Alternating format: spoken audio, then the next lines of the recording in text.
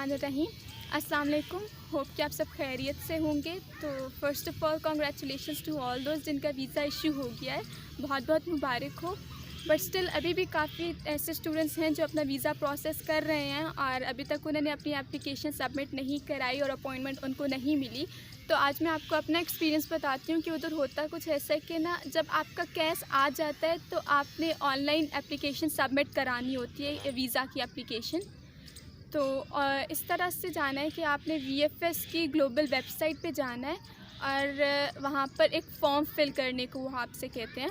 जब आप form fill कर चुके होते हैं और फिर उसके बाद जितने भी आपने डॉक्यूमेंट्स बनाए हैं, जिसके अंदर आपके आइल्स आ जाता है, आपका TB test, bank statement, cash letter, educational documents भी हैं और जो जो कुछ भी आपने बनाया इस सारी ड्यूरेशन में, इस प्रोसेस में, वो अपने सारे अपने डॉक्यूमेंट्स वहाँ पर अपलोड करने के बाद, सबमिट कराने के बाद आपने एक अपॉइंटमेंट की बुकिंग लेनी होती है और उस मंथ में जितनी भी सीट्स अवेलेबल हों, उन स्लॉट्स में से आपको जो पसंद हो आपने वो बुक कर लेना होता है और ऑलमोस्ट 120 डेज़ का टाइम होता है।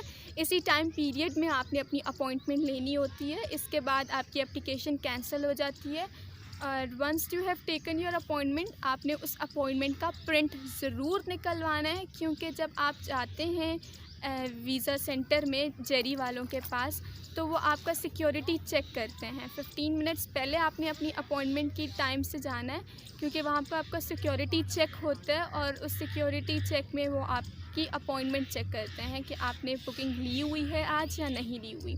जब आप चेकिंग करा लेते हैं तो वो आपको तब एंटर होने को एंटर कर देते हैं और वो तब आपकी स्कैनिंग करते हैं और आपको मोबाइल की, पर्स वगैरह की परमिशन नहीं होती कि आप अपने साथ लेकर जाएं। तो साथ बस आपने अपने डॉक्यूमेंट्स सारे साथ लेकर जाने हैं और मेक श्योर कि आपके सारे डॉक्यूमेंट्स A4 साइज़ में आप लेके जाएं, क्योंकि वीएफएस की जो स्कैनिंग मशीन्स हैं जिनमें वो अपने डॉक्यूमेंट्स वर्टिकली रख कर स्कैन कर रहे होते हैं, वो A4 साइज़ को सिर्फ स्कैन कर सकती हैं। तो इस बात का भी आपने ध्यान रखना है कि आपके डॉक्यूमेंट सारे A4 साइज़ में हों, आपको आगे जाके कोई प्रॉब्लम वगैरह ना हो। तो आप जब सिक्योरिटी चेक के बाद नेक्स्ट एंटर होते हैं तो आ जाती है उनकी रिसेप्शन और रिसेप्शनिस्ट आपसे पूछती हैं कि आपको क्या, किस पर्पस के लिए अपने डॉक्यूमेंट सबमिट कराने हैं। तो जो भी आपका रीज़न है, स्टडी वीज़ा है, वर्क परमिट है, विज़िट वीज़ा है, स्पाउस वीज़ा है या इमिग्रेशन पर्पस है, आपने अपने रीज़न को बताना है और वो फिर आपको टोकन उसके अकॉर्डिंग दे देते हैं।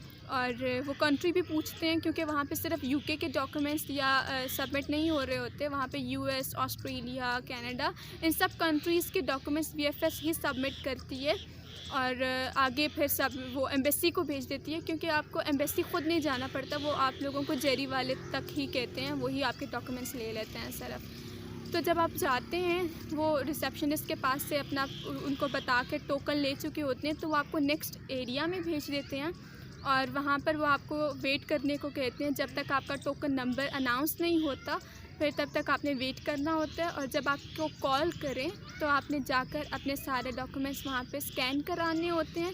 और बहुत ध्यान रखिएगा कि आपके वो जो वहाँ पे वर्कर्स हैं डॉक्यूमेंट्स प्रॉपर्ली स्कैन करें, क्योंकि वो जल्दी जल्दी में सबके स्कैन कर रहे होते हैं। तो आप इस बात का ख़ास ध्यान रखना है कि आपके डॉक्यूमेंट्स प्रॉपर्ली स्कैन किए जा रहे हैं या नहीं।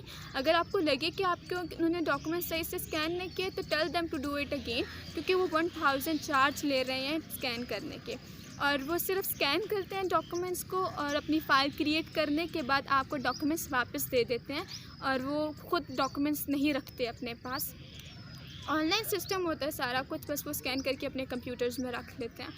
उसके बाद वो आपसे कहते हैं बायोमेट्रिक करवाने के लिए और उसके लिए आपको नेक्स्ट सेक्शन में जाना पड़ता है। वहाँ पे नेक्स्ट एरिया में आपको वेट करना पड़ता है। जब वो आपको वहाँ पे कॉल करते हैं तो बायोमेट्रिक कराने आपने जाना है और वो आपके थंब प्रिंट्स लेंगे, फिंगरप्रिंट्स लेंगे और आपकी एक पिक्चर भी लेंगे और सिग्नेचर भी आपसे करवाएंगे और एंड पे वो आपसे कहेंगे कि अपना पासपोर्ट कलेक्ट करवा दें उनको। वो अपना पासपोर्ट पासपोर्ट ले लेंगे और उसको सील्ड पैक में करके आपको एक रिसीप्ट दे देंगे और आपने बस यहाँ तक ही आपका काम होता है। और उस दिन जब आप जाते हैं तो आपसे कुछ अपने चार्जेस लेते हैं तो 4000 to 5000 होते हैं, और जब आप उनको चार्जेस दे चुके होते हैं तो उसके बाद ही वो आपको एक रिसीप्ट सी देते हैं, और ये रिसीप्ट आपको बाद में पासपोर्ट कलेक्शन के टाइम काम आती है।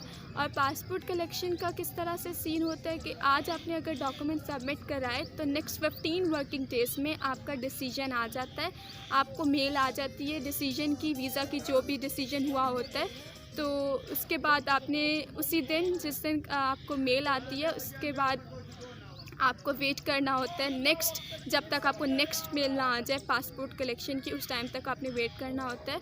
और जब आप पासपोर्ट कलेक्शन के लिए जाते हैं तो आपको वो जो रिसीप्ट आपने उस दिन ली थी वो वहाँ जाकर उनको शो करनी होती है। तो बस ये सारा प्रोसीजर होता है, इतना सा काम होता है, इतना कुछ नहीं होता, सिर्फ डॉक्यूमेंट्स उनको देने होते हैं, बायोमेट्रिक करानी होती है और अपना पासपोर्ट कलेक्ट करवाना होता है। यही सारा प्रोसीजर था, और उसके बाद आपने अपने घर चले जाना है वापस और वेट करना है, घर बैठ के दुआएँ करनी है, और गुड लक इंशाल्लाह। जो भी ये प्रोसीजर करेंगे उनका अच्छा डिसीजन आएगा। आपको अच्छा लगा और समझ आ गया जो भी मैंने आपको बताया तो प्लीज़ लाइक कर दीजिएगा, और सब्सक्राइब भी ज़रूर याद से कर देना, और शेयर भी कर दीजिएगा ताकि आप लोगों को नेक्स्ट आने वाली वीडियोस की नोटिफिकेशन मिल जाए। तो उस वक्त के लिए अल्लाह हाफ़िज़, बाय बाय, टेक केयर।